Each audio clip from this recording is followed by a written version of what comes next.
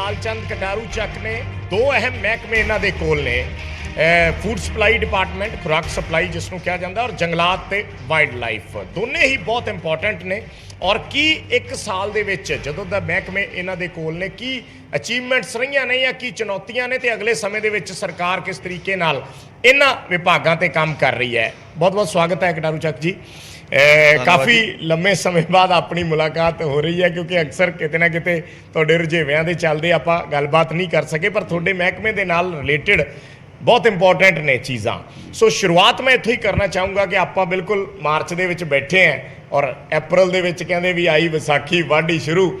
ਸੋ ਉਸ ਨੂੰ ਲੈ ਕੇ ਸਭ ਤੋਂ ਪਹਿਲਾਂ ਹੁਣ ਸਰਕਾਰ ਦੇ ਸਾਹਮਣੇ ਕੀ ਚੈਲੰਜਸ ਨੇ, ਔਰ ਕਿਉਂਕਿ ਸਵਾਲ ਇਸ ਲਈ ਵੀ ਕਿ ਜਿਹੜੀ ਫੂਡ ਸਪਲਾਈ ਡਿਪਾਰਟਮੈਂਟ ਨੂੰ ਲੈ ਕੇ ਸਰਕਾਰ ਦੀ ਕਾਰਗੁਜ਼ਾਰੀ ਹੁੰਦੀ ਹੈ, ਉਹਦੀ ਚਰਚਾ ਲੰਮੇ ਸਮਿਆਂ ਤੱਕ ਰਹਿੰਦੀ ਹੈ। ਜੇ ਪਿਛਲੀਆਂ ਸਰਕਾਰਾਂ ਵੀ ਆਪਾਂ ਦੇਖੀਏ, ਕੈਪਟਨ ਅਮਰਿੰਦਰ ਸਿੰਘ ਦੀ ਰਹੀ ਹੋਵੇ ਜਾਂ ਅਕਾਲੀ ਦਲ ਦੀ ਰਹੀ ਹੋਵੇ, ਅੱਜ ਵੀ ਇਹ ਦਾਅਵੇ ਇੱਕ ਦੂਜੇ ਦੇ ਅਗੇਂਸਟ ਕੀਤੇ ਜਾਂਦੇ ਨੇ ਕਿ ਅਸੀਂ ਕਦੇ ਸਮੱਸਿਆ ਨਹੀਂ ਆਉਣ ਦਿੱਤੀ, ਅਸੀਂ ਕਦੇ ਸਮੱਸਿਆ ਨਹੀਂ ਆਉਣ ਦਿੱਤੀ। ਸੋ ਬਹੁਤ ਇੰਪੋਰਟੈਂਟ ਹੋ ਜਾਂਦਾ ਇਹ ਵਾਲਾ ਡਿਪਾਰਟਮੈਂਟ। ਸੋ ਤੁਸੀਂ ਕਿਸ ਤਰੀਕੇ ਨਾਲ ਇਸ ਡਿਪਾਰਟਮੈਂਟ ਨੂੰ, ਕਿਉਂਕਿ 1 ਸਾਲ ਤੋਂ ਚਲਾ ਰਹੇ ਹੋ, ਕੀ ਚੁਣੌਤੀਆਂ ਫੇਸ ਕਰ ਰਹੇ ਹੋ, ਔਰ ਹੁਣ ਅੱਗੇ ਤਾਜ਼ਾ ਫਸਲ ਨੂੰ ਲੈ ਕੇ? ਦੇਖੋ ਬਰਾੜ ਜੀ, ਪਹਿਲੀ ਗੱਲ ਤਾਂ ਇਹ ਹੈ ਵੀ ਮਾਨ ਸਾਹਿਬ ਦੀ ਅਗਵਾਈ ਦੇ ਵਿੱਚ ਪੰਜਾਬ ਸਰਕਾਰ ਦਾ ਬੜਾ ਕਲੀਅਰ ਕੰਟੈਂਟ ਹੈ ਸਾਡੀ ਸਰਕਾਰ ਦਾ ਜੀ। ਇੰਟੈਗ੍ਰਿਟੀ ਔਰ ਸਿੰਸੈਰਿਟੀ ਜਿਹੜੀ ਹੈ ਉਹ ਸਾਡੇ ਅੰਦਰ, ਸਾਡੇ ਲਹੂ 'ਚ ਹੈ, ਵਿਭਾਗ ਦੇ ਪ੍ਰਤੀ ਵੀ, ਪੰਜਾਬ ਦੇ ਲੋਕਾਂ ਦੇ ਪ੍ਰਤੀ ਵੀ ਜੀ। ਸੋ ਉਹਦੇ ਉੱਤੇ ਅਸੀਂ ਵਰਕ ਕਰ ਰਹੇ ਹਾਂ। ਸੋ ਇਹ ਕੰਮ ਕਰਦਿਆਂ ਕਰਦਿਆਂ 1 ਸਾਲ ਸਾਡਾ ਬੀਤ ਗਿਆ। ਠੀਕ ਹੈ, ਅੱਜ 1 ਸਾਲ ਸਰਕਾਰ ਨੂੰ ਹੋ ਗਿਆ। ਸੋ ਮੈਂ ਕਹਿ ਸਕਦਾ ਕਿ ਫੂਡ ਸਪਲਾਈ ਦੇ ਅੰਦਰ ਬੜਾ ਬੇਸਿਕ ਡਿਪਾਰਟਮੈਂਟ ਹੈ ਫੂਡ ਸਪਲਾਈ। ਕਰੋੜਾਂ ਲੋਕ ਇਹਦੇ ਨਾਲ ਜੁੜੇ ਆ, ਇਹਦੇ ਨਾਲ ਬੈਨੀਫਿਸ਼ਰੀ ਜੁੜੇ ਆ, ਇਹਦੇ ਨਾਲ ਕਿਸਾਨ ਜੁੜੇ ਆ, ਇਹਦੇ ਨਾਲ ਕੰਜ਼ਿਊਮਰ ਜੁੜਿਆ ਆ ਜੀ। ਸੋ ਇਸ ਕਰਕੇ ਇਹਦੇ ਵਿੱਚ 1 ਸਾਲ ਦੇ ਪੀਰੀਅਡ 'ਚ ਮੈਂ ਬਹੁਤ ਕੁਝ ਸਿੱਖਿਆ। ਤੇ ਸਾਡੇ ਸਾਹਮਣੇ ਜਦੋਂ ਅਕਸਰ ਤੁਸੀਂ ਫਸਲ ਦਾ ਜ਼ਿਕਰ ਕੀਤਾ, 2 ਸੀਜ਼ਨ ਬੜੇ ਇੰਪੋਰਟੈਂਟ ਨੇ ਪੰਜਾਬ ਦੇ ਅੰਦਰ, ਝੋਨੇ ਔਰ ਕਣਕ ਦਾ ਜੀ। ਔਰ ਇੱਕ ਪੰਜਾਬ ਦੀ ਇਕੋਨਮੀ ਦਾ ਬਹੁਤ ਵੱਡਾ ਬੇਸ ਹੈ, ਖੇਤੀਬਾੜੀ ਪ੍ਰਧਾਨ ਸੂਬਾ ਹੋਣ ਕਰਕੇ। ਸੋ ਇਹ ਹਮੇਸ਼ਾ ਚੁਣੌਤੀ ਬਣੀ ਰਹਿੰਦੀ ਹਰ ਸਰਕਾਰ ਦੇ ਅੱਗੇ ਕਿ ਕਿਸਾਨਾਂ ਦੀ ਫਸਲ ਜਿਹੜੀ ਬੜੀ ਔਖੀ ਪਾਲੀ ਹੁੰਦੀ ਆ, ਖੂਨ ਪਸੀਨਾ ਕਰਕੇ ਜਦੋਂ ਉਹ ਲੈ ਕੇ ਆਉਂਦੇ ਆ ਮੰਡੀ ਦੇ ਅੰਦਰ, ਤੇ ਉਹਨਾਂ ਦੀਆਂ ਚਿੰਤਾਵਾਂ ਵੀ ਹੁੰਦੀਆਂ। ਬਿਲਕੁਲ ਠੀਕ ਹੈ। ਤੇ ਸਰਕਾਰ ਦੇ ਸਾਹਮਣੇ ਵੀ ਚੁਣੌਤੀ ਹੁੰਦੀ ਆ ਵੀ ਉਹ ਸੀਜ਼ਨ ਸਾਡਾ ਚੰਗਾ ਚੱਲ ਜਾਵੇ, ਚੰਗੀ ਫਸਲ ਚੱਕੀ ਜਾਵੇ। ਸੋ ਮੈਂ ਬੜੀ ਤਸੱਲੀ ਨਾਲ ਕਹਿ ਸਕਦਾ ਕਿ 2 ਸੀਜ਼ਨ ਉੱਦਾਂ ਸਾਡੀ ਜਿੱਦਾਂ ਮਤਲਬ ਕਿਹਾ ਜਾਂਦਾ ਸਾਡੀ ਮਨੁੱਖੀ ਭਾਵ ਦੇ ਅੰਦਰ ਕਿ ਛੋਟੇ ਬੱਚੇ ਦੇ ਲਈ 2 ਸੀਜ਼ਨ ਬੜੇ ਇੰਪੋਰਟੈਂਟ ਹੁੰਦੇ ਆ, ਪਹਿਲੀਆਂ ਗਰਮੀਆਂ ਤੇ ਪਹਿਲੀਆਂ ਸਰਦੀਆਂ। ਜੋ ਕਿਸੇ ਵੀ ਸਰਕਾਰ ਦੇ ਲਈ 2 ਸੀਜ਼ਨ ਪਹਿਲੇ ਜਿਹੜੇ ਆ ਪੈਡੀ ਔਰ ਆਪਣਾ ਵੀਟ ਦੇ। ਸੋ ਮੈਂ ਖੁਸ਼ੀ ਜ਼ਾਹਰ ਕਰਦਾ ਕਿ ਆਮ ਤੌਰ ਤੇ ਦੇਖਿਆ ਜਾਂਦਾ ਸੀ, ਮੈਂ ਕਿਸੇ ਇਲਜ਼ਾਮ ਦੇ ਦ੍ਰਿਸ਼ਟੀਕੋਣ ਤੋਂ ਨਹੀਂ ਗੱਲ ਕਰਦਾ। ਠੀਕ ਹੈ। ਮੇਰੇ ਖਿਆਲ ਮੈਂ ਅਪਰੋਕਸੀਮੇਟਲੀ 34 ਵਰ੍ਹਿਆਂ ਤੋਂ ਰਾਜਨੀਤਿਕ ਫੀਲਡ 'ਚ ਹਾਂ। ਠੀਕ ਹੈ। ਸੋ ਇਹਨਾਂ ਸਮਿਆਂ ਦੇ ਦੌਰਾਨ ਅਕਸਰ ਕਿਸਾਨ ਧਰਨੇ ਲਾਉਂਦੇ ਹੁੰਦੇ ਸੀਗੇ, ਮੰਡੀ 'ਚ ਸਾਡੀ ਜਿਣਸ ਨਹੀਂ ਚੱਕੀ ਜਾ ਰਹੀ, ਜੇ ਚੱਕੀ ਜਾਂਦੀ ਹੈ ਫਿਰ ਪੈਸੇ ਨਹੀਂ ਸਾਡੇ ਪੈ ਰਹੇ ਜੀ, ਫਿਰ ਸੜਕਾਂ ਜਾਮ, ਦੂਜਾ ਤੀਜਾ ਇੱਦਾਂ। ਸੋ ਮੈਨੂੰ ਖੁਸ਼ੀ ਆ ਕਿ ਅਸੀਂ ਬਿਲਕੁਲ ਮਿਹਨਤ ਕਰਕੇ ਸਾਡੇ ਅਧਿਕਾਰੀ ਸਾਹਿਬਾਨਾਂ ਨੇ ਮਾਨ ਸਾਹਿਬ ਦੀ ਅਗਵਾਈ ਦੇ ਵਿੱਚ ਪਿਛਲਾ ਜਦੋਂ ਅਸੀਂ ਝੋਨੇ ਦੀ ਖਰੀਦ ਕੀਤੀ ਹੈ ਜੀ, 182.50 ਲੱਖ ਮੀਟਰ ਟਨ ਜਿਹੜਾ ਝੋਨਾ ਪੰਜਾਬ ਦੀ ਮੰਡੀਆਂ 'ਚ ਖਰੀਦਿਆ ਵਿਭਾਗ ਵੱਲੋਂ, ਔਰ 37,000 ਕਰੋੜ ਸਮਥਿੰਗ ਤੋਂ ਉੱਪਰ ਜਿਹੜਾ ਪੈਸਾ ਸੀ ਕਿਸਾਨਾਂ ਦੇ ਖਾਤਿਆਂ 'ਚ ਪਾਇਆ। ਔਰ ਮੈਨੂੰ ਖੁਸ਼ੀ ਹੈ ਇਸ ਗੱਲ ਦੀ ਵੀ ਅਸੀਂ 4-4 ਘੰਟਿਆਂ ਦੇ ਵਿੱਚ ਪੇਮੈਂਟ ਪਾਈ ਹੈ ਕਿਸਾਨ ਦੇ ਖਾਤੇ 'ਚ। ਅਸੀਂ ਜਦੋਂ ਪਹਿਲੋਂ ਰਾਜਪੁਰੇ ਤੋਂ ਇਹਦੀ ਸ਼ੁਰੂਆਤ ਕਰਕੇ ਤੁਰੇ ਹਾਂ ਝੋਨੇ ਦੀ ਇਸ ਲੰਘੇ ਸੀਜ਼ਨ 'ਚ, 12 ਵਜੇ ਅਸੀਂ ਖਰੀਦ ਕਰਦੇ ਹਾਂ ਤੇ 4 ਵਜੇ ਕਿਸਾਨ ਦੇ ਖਾਤੇ 'ਚ ਪੈਸੇ ਪੈ ਜਾਂਦੇ ਆ ਗੁਰਭੇਜ ਸਿੰਘ ਦੇ। ਸੋ ਨਾ ਕੇਵਲ ਸਿੰਗਲ ਬਲਕਿ ਟੋਟਲ, ਔਰ ਮਤਲਬ ਇੱਕ ਵੀ ਪਾਸਿਓਂ ਕੋਈ ਰਿਜ਼ੈਂਟਮੈਂਟ ਕਿਸੇ ਮੰਡੀ 'ਚੋਂ ਕਿਸਾਨ ਵੱਲੋਂ ਨਹੀਂ ਆਈ। ਇਹ ਔਨ ਰਿਕਾਰਡ ਹੈ। ਮੈਂ ਇਹ ਨਹੀਂ ਕਹਿ ਰਿਹਾ ਵੀ ਪਿੱਛੇ ਹੁੰਦਾ ਸੀ, ਗਾਂ ਇਹ ਹੁੰਦਾ ਸੀਗਾ। ਮੈਂ ਜਿਹੜਾ ਅਸੀਂ ਇੱਕ ਸਾਹਮਣੇ ਕੀਤਾ ਗ੍ਰਾਸ ਰੂਟ ਹੁੰਦਾ ਸੀ, ਕਿਉਂਕਿ ਤੁਸੀਂ, ਮੈਂ ਸਵਾਲ ਇਸ ਲਈ ਪੁੱਛ ਰਿਹਾ ਕਿ ਤੁਸੀਂ, ਜੇ ਮੈਂ ਗਲਤ ਨਹੀਂ ਹਾਂ ਤਾਂ 24-25 ਸਾਲ ਤੋਂ ਪਿੰਡ ਦੀ ਨੁਮਾਇੰਦਗੀ ਕੀਤੀ, ਸਰਪੰਚ ਰਹੇ ਹੋ। ਸੋ ਕਿਉਂਕਿ ਫਿਰ ਤੁਸੀਂ ਜ਼ਿਆਦਾ ਵਾਬਸਤਾ ਹੁੰਦੇ ਹੋ ਇਹਨਾਂ ਚੀਜ਼ਾਂ ਨਾਲ। ਸੋ ਇਹਨਾਂ ਮੁਸ਼ਕਿਲਾਂ ਨੂੰ ਫੇਸ ਕਰਦੇ ਰਹੇ ਹੋ? ਹਾਂ, ਲਾਜ਼ਮੀ। ਅਸੀਂ ਤਾਂ ਸਗੋਂ ਕਿਸਾਨਾਂ ਦੇ ਨਾਲ ਹੁੰਦੇ ਹਾਂ। ਜਦੋਂ ਫਸਲ ਨਹੀਂ ਚੱਕੀ ਜਾਣੀ, ਬਾਰਦਾਨਾ ਨਹੀਂ ਮਿਲਣਾ ਜੀ, ਫਿਰ ਪੇਮੈਂਟ ਨਹੀਂ ਮਿਲਣੀ ਜੀ, ਫਿਰ ਚਲੋ ਜਾਮ ਲਾਈਏ ਜੀ, ਚਲੋ ਜੀ ਮੁਜ਼ਾਹਰਾ ਕਰੀਏ ਜੀ, ਇਦਾਂ ਤੋਂ ਅਸੀਂ ਉਸ ਕਿਸਾਨ ਮਜ਼ਦੂਰ ਅੰਦੋਲਨ ਚ ਜਦੋਂ ਰਹੇ। ਤੁਸੀਂ ਉਸ ਬੈਕਗ੍ਰਾਉਂਡ ਤੋਂ ਇਹ ਵੱਡੀ ਜ਼ਿੰਮੇਵਾਰੀ ਤੇ ਆ ਜਾਂਦੇ ਹੋ, ਫਿਰ ਚੈਲੰਜਸ ਵੀ ਉਹਨੇ ਜ਼ਿਆਦਾ ਵੱਧ ਜਾਂਦੇ ਨੇ ਕਿ ਤੁਸੀਂ ਇੱਕ ਸਰਪੰਚ ਤੋਂ ਜੇ ਮਿਨਿਸਟਰ ਫੂਡ ਸਪਲਾਈ ਬਣੇ ਤਾਂ ਫਿਰ ਤੁਹਾਡੇ ਤੋਂ ਬਿਹਤਰ ਮੁਸ਼ਕਲਾਂ ਕੌਣ ਸਮਝ ਸਕਦਾ ਜੇ ਤੁਸੀਂ 25 ਸਾਲ ਤੋਂ ਪਿੰਡ ਦੀ ਨੁਮਾਇੰਦਗੀ ਕੀਤੀ ਹੈ ਜੀ। ਨਹੀਂ, ਹਰ ਘੜੀ ਬੰਦੇ ਸਾਹਮਣੇ ਕੋਈ ਨਾ ਕੋਈ ਚੁਣੌਤੀ ਰਹਿੰਦੀ ਹੈ, ਬੰਦਾ ਹਰ ਵੇਲੇ ਸਿੱਖਦਾ ਆ।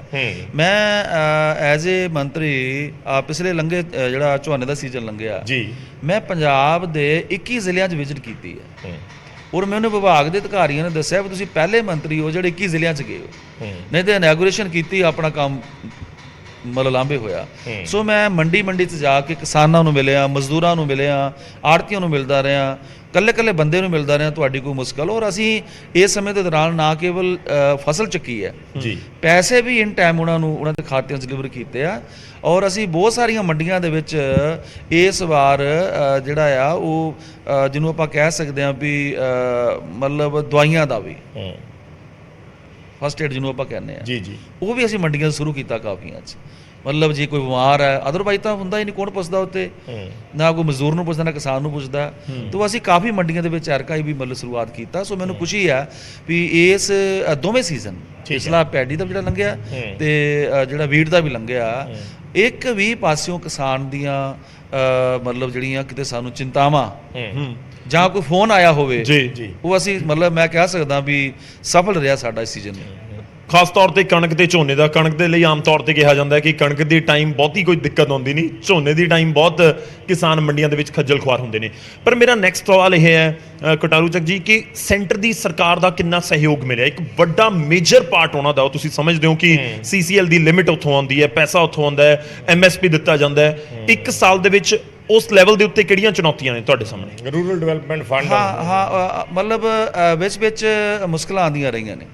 ਜੇ ਆਪਾਂ ਥੋੜਾ ਜਿਹਾ ਬਹੁਤਾ ਨਹੀਂ ਕੰਮ ਤਾਂ ਥੋੜਾ ਜਿਹਾ ਟਕਰਾ ਕਿਤੇ ਨਾ ਕਿਤੇ ਵਿਦਨ ਡਿਪਾਰਟਮੈਂਟ ਉਹਨਾਂ ਨਾਲ ਸਾਡਾ ਚੱਲਦਾ ਰਿਹਾ, ਪਰ ਅਸੀਂ ਉਹਨਾਂ ਨਾਲ ਗੱਲਬਾਤ ਕਰਕੇ ਉਹਨੂੰ ਸਿਰੇ ਲਾਉਂਦੇ ਰਹੇ ਹਾਂ।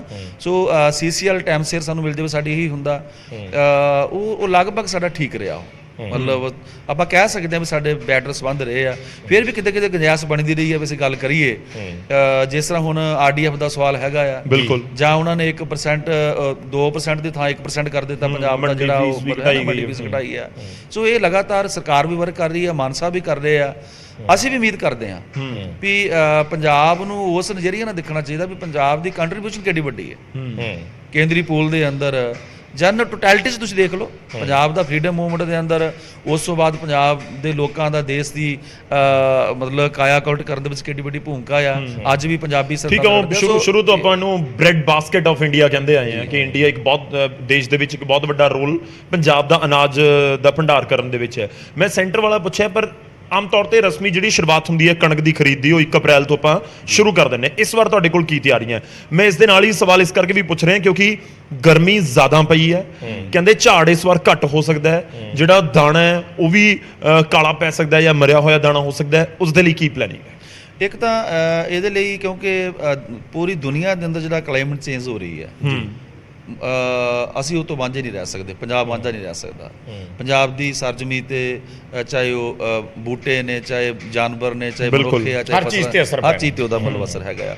ਤੇ ਪਿਛਲੇ ਸਾਲ ਵੀ ਪਿਆ ਸੀ, ਪਿਛਲੇ ਸਾਲ ਵੀ ਲਾਸਟ ਦਿਨਾਂ 'ਚ ਗਰਮੀ ਜ਼ਿਆਦਾ ਹੋਣ ਕਰਕੇ ਤਾਂ ਸੇਮ ਪੋਜੀਸ਼ਨ ਇਸ ਵਾਰ ਵੀ ਨਜ਼ਰ ਆ ਰਹੀ ਹੈ। ਇਸ ਵਾਰ ਤਾਂ ਬਾਰਿਸ਼ ਹੀ ਨਹੀਂ ਹੋਈ ਹੈ, ਬਹੁਤ ਦਿੱਕਤ ਰਹੀ ਹੈ। ਫਰਵਰੀ ਮਹੀਨਾ ਪੂਰਾ ਇੱਕ ਮੀਂਹ ਨਹੀਂ ਪਿਆ ਚੰਗੀ ਤਰ੍ਹਾਂ ਪੰਜਾਬ 'ਚ। ਨਹੀਂ, ਕਣਕ ਕੰਪੈਰੀਟਿਵਲੀ ਠੀਕ ਹੈ, ਅੱਜ ਦੀ ਡੇਟ ਤੱਕ ਠੀਕ ਹੈ।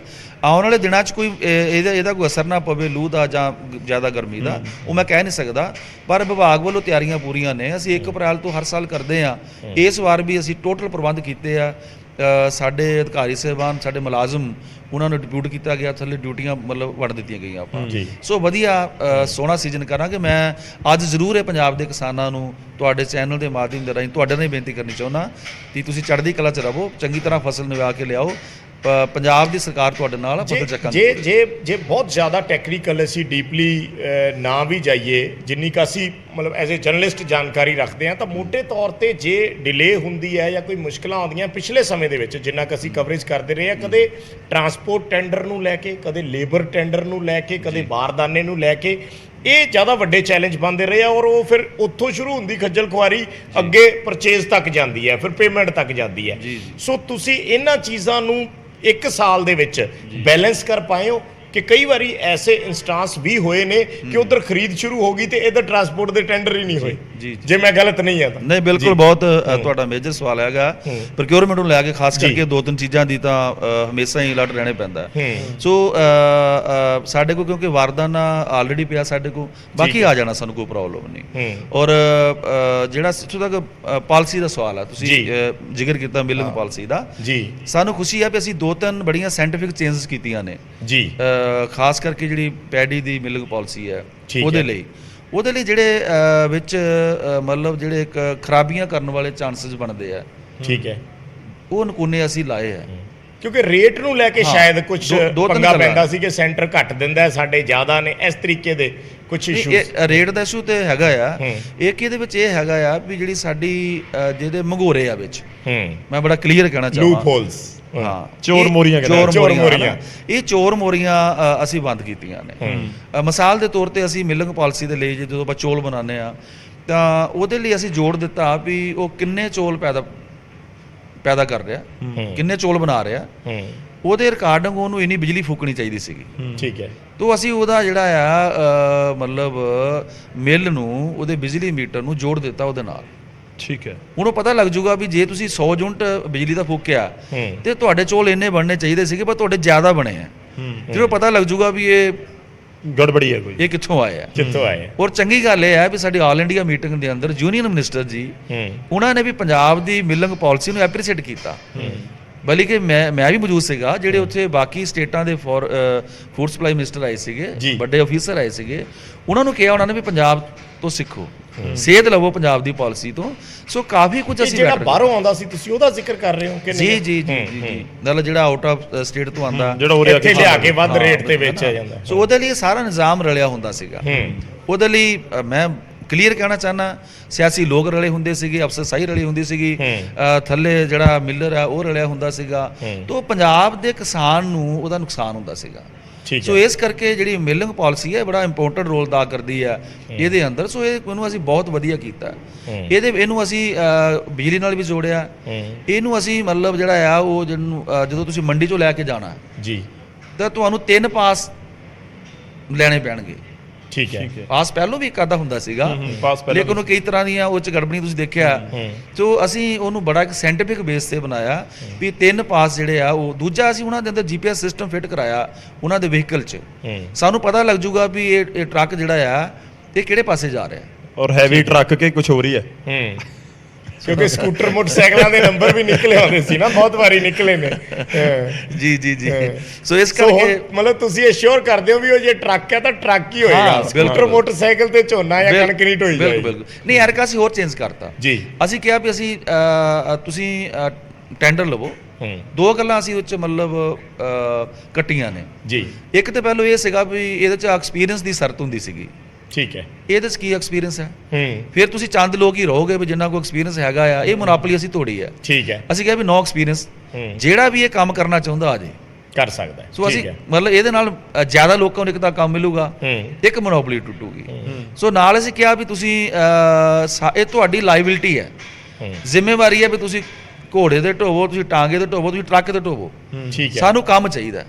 ਅਸੀਂ ਕਹਿ ਦਈਏ ਵੀ ਤੁਸੀਂ ਆਹ ਚੀਜ਼ਾਂ ਮਤਲਬ ਸਾਨੂੰ ਦਿਓ, ਬਾਅਦ 'ਚ ਉਹੀ ਗੱਲ ਆ ਸਕੂਟਰਾਂ ਦੇ ਨੰਬਰ ਨਿਕਲਣ ਤੇ ਮੋਟਰਸਾਈਕਲਾਂ ਦੇ ਨਿਕਲਣ। ਸੋ ਸਾਨੂੰ ਕੰਮ ਚਾਹੀਦਾ। ਸੋ ਇਸ ਕਰਕੇ ਆਹ 3-4 ਚੇਂਜਸ ਜਿਹੜੀਆਂ ਮਿਲਰ ਪਾਲਿਸੀ 'ਚ ਅਸੀਂ ਕੀਤੀਆਂ ਨੇ, ਜਿਹਦਾ ਅਸਰ ਮਤਲਬ ਸਾਡੇ ਯੂਨੀਅਨ ਮਿਨਿਸਟਰ ਤੇ ਵੀ, ਔਰ ਉਹਨਾਂ ਨੇ ਓਪਨ ਮੀਟਿੰਗਸ ਕਿਹਾ ਕਿ ਪੰਜਾਬ ਤੋਂ ਸੇਧ ਲਓ। ਮੈਂ ਕਿਉਂਕਿ ਤੁਹਾਡੇ ਡਿਪਾਰਟਮੈਂਟ ਦੇ ਉੱਤੇ ਹੀ ਰਹਿਣਾ, ਪਰ ਉਸ ਤੋਂ ਪਹਿਲਾਂ ਇੱਕ ਛੋਟਾ ਜਿਹਾ ਸਵਾਲ, ਕਿਉਂਕਿ ਟਰਾਂਸਪੋਰਟ ਦਾ ਬੜਾ ਜ਼ਿਕਰ ਹੋ ਰਿਹਾ। ਜਿਹੜੇ ਪਹਿਲਾਂ ਫੂਡ ਐਂਡ ਸਪਲਾਈ ਮੰਤਰੀ ਉਹ ਜੇਲ੍ਹ ਦੇ ਵਿੱਚ ਹੈ ਤੇ ਕਾਂਗਰਸ ਕਹਿੰਦੀ ਹੈ ਤੁਸੀਂ ਟੋਟਲੀ ਵੈਂਡੇਟਾ ਕਰ ਰਹੇ ਹੋ, ਕਿ ਕੁਝ ਐਸਾ ਹੋਇਆ ਹੀ ਨਹੀਂ, ਬਸ ਟੋਟਲੀ ਵੈਂਡੇਟਾ ਹੋ ਰਿਹਾ ਸਾਡੇ ਨਾਲ, ਕਿ ਬਦਲਾਖੋਰੀ ਦੀ ਸਿਆਸਤ ਕਰ ਰਹੇ। ਨਹੀਂ, ਮੈਂ ਤਾਂ ਇਹਦੇ 'ਚ ਇਹ ਕਹਿ ਸਕਦਾ ਵੀ ਦੇਖੋ ਬਹੁਤ ਕਲੀਨ ਲੋਕ ਨੇ, ਸਰਕਾਰਾਂ ਬਦਲਦੀਆਂ ਪਰ ਉਹਨਾਂ ਦੀ ਕ੍ਰੈਡੀਬਿਲਿਟੀ ਰਹਿੰਦੀ ਹੈ। ਤੁਹਾਡੇ ਕੋਲ 1 ਸਾਲ ਤੋਂ ਮੈਂ ਇਸ ਕਰਕੇ ਪੁੱਛ ਮੈਂ- ਰਿਹਾ 1 ਸਾਲ ਤੋਂ ਡਿਪਾਰਟਮੈਂਟ ਹੈ, ਤੁਹਾਨੂੰ ਲੱਗਦਾ ਕਿ ਗੜਬੜੀਆਂ ਹੋਈਆਂ ਕਿ ਵੱਡੇ ਪੱਧਰ ਤੇ ਖਾਸ ਤੌਰ ਤੇ ਟਰਾਂਸਪੋਰਟ ਨੂੰ ਲੈ ਕੇ ਕੋਈ ਵੱਡੀਆਂ ਗੜਬੜੀਆਂ ਹੋਈਆਂ ਤੁਹਾਡੇ ਡਿਪਾਰਟਮੈਂਟ ਦੇ ਵਿੱਚ ਪਿਛਲੇ ਸਮੇਂ? ਲਾਜ਼ਮੀ ਹੋਈਆਂ। ਦੇਖੋ ਉਹਦੇ ਵਿੱਚ ਇੱਕ ਤਾਂ ਇਹ ਆ ਵੀ ਤੁਸੀਂ ਆਪਣੇ ਚਹੇਤੇ ਬੰਦਿਆਂ ਨੂੰ ਟੈਂਡਰ ਦਿੱਤੇ ਜਿਹੜੇ ਅੱਜ ਟੈਂਡਰ ਵਾਲੇ ਵੀ ਜੇਲ੍ਹਾਂ 'ਚ ਨੇ, ਚਾਹੇ ਉਹ ਤੇਲੂ ਰਾਮ ਆ, ਚਾਹੇ ਕੋਈ ਹੋਰ ਆ, ਜੋ ਵੀ ਹੈਗਾ ਆ, ਕਿਤੇ ਨਾ ਕਿਤੇ ਗੜਬੜੀਆਂ ਨੇ। ਔਰ ਇਹ ਪੰਜਾਬ ਨਹੀਂ, ਦੀ ਤੁਸੀਂ ਚਹੇਤੇ ਨੂੰ ਡਿਫਾਈਨ ਕਿਵੇਂ ਕਰੋਗੇ ਕਿ ਇਹ ਚਹੇਤਾ ਹੈ? ਕੋਈ ਵੀ ਕੱਲ ਨੂੰ ਤੁਸੀਂ ਕਿਸੇ ਨੂੰ ਟੈਂਡਰ ਦੇਤਾ, ਉਹਨੂੰ ਕੋਈ ਵੀ ਕਹਿ ਦੇ ਕਿ ਤੁਹਾਡੇ ਚਹੇਤੇ ਨੇ। ਟੈਂਡਰ ਤੇ ਆਨਲਾਈਨ ਪ੍ਰਕਿਰਿਆ ਹੈ, ਜੇ ਮੈਂ ਗਲਤ ਨਹੀਂ ਨਹੀਂ ਤਾਂ ਇਹਦੇ 'ਚ ਬਹੁਤ ਕੁਝ ਐਸਾ ਹੈਗਾ ਆ, ਕਿਉਂਕਿ ਮੈਂ ਵਿਭਾਗ ਚਲਾ ਰਿਹਾ ਠੀਕ ਹੈ, ਤੇ ਇਸ ਸਾਲ ਦੇ ਪੀਰੀਅਡ ਦੇ ਦੌਰਾਨ ਬਹੁਤ ਕੁਝ ਦੇਖਿਆ। ਠੀਕ ਹੈ। ਕੋਈ ਮਤਲਬ ਬਹੁਤ ਨਕੂਨੇ ਆ, ਤੁਸੀਂ ਇਹ ਕਹਿਣ ਦੀਆਂ ਗੱਲਾਂ ਹੀ ਨੇ। ਸੋ ਇਸ ਕਰਕੇ ਅਸੀਂ ਕੱਲੀ ਗੱਲ ਤੇ ਮਤਲਬ ਜਿਹੜਾ ਫੋਕਸ ਕੀਤਾ ਵੀ ਇਹਨੂੰ ਰੋਕਿਆ ਜਾਵੇ, ਇੱਥੋਂ ਗੜਬੜ ਸ਼ੁਰੂ ਹੁੰਦੀ ਹੈ। ਸੋ ਇਸੇ ਕਰਕੇ ਅਸੀਂ ਉਹ ਜਿਹੜਾ ਆ ਐਕਸਪੀਰੀਅੰਸ ਵਾਲੀ ਸ਼ਰਤ ਹਟਾਈ। What is the experience? ਜਿਹੜਾ ਕੰਮ ਕਰਨਾ ਚਾਹੁੰਦਾ ਹੋਵੇ, ਇਹ ਕਿਹੜਾ ਅਲਜੈਬਰਾ ਪੜ੍ਹਨਾ ਜਿਹੜਾ ਤੁਸੀਂ ਐਕਸਪੀਰੀਅੰਸ ਸਪੈਸੀਫਿਕਲੀ ਟਰਾਂਸਪੋਰਟ ਨੂੰ ਕਹਿ ਰਹੇ ਹੋ ਕਿ ਹਾਂ ਠੀਕ ਹੈ, ਜਿਨ੍ਹਾਂ ਨੇ ਢੋਣਾ ਹੈ ਤਾਂ ਉਹਦੇ ਵਿੱਚ ਜਿਹੜੀ ਗੱਲ ਤੁਸੀਂ ਕਰ ਰਹੇ ਹੋ ਵੈਂਡਾਟਾ ਦੀ, ਦੇਖੋ ਮਤਲਬ ਕੋਈ ਵੈਂਡਾਟਾ ਨਹੀਂ। ਮਾਨ ਸਾਹਿਬ ਦੀ ਅਗਵਾਈ ਦੇ ਵਿੱਚ ਪੰਜਾਬ ਦੇ ਅੰਦਰ ਇੱਕ ਸਾਡੀ ਕਮਿਟਮੈਂਟ ਹੈ।